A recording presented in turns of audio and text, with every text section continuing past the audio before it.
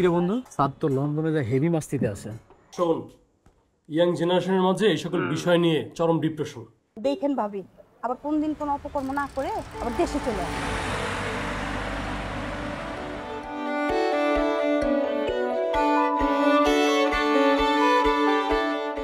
নিজেকে কারো বাঁধনে বেঁধে সারা জীবনের জন্য আবদ্ধ করতে চাই না।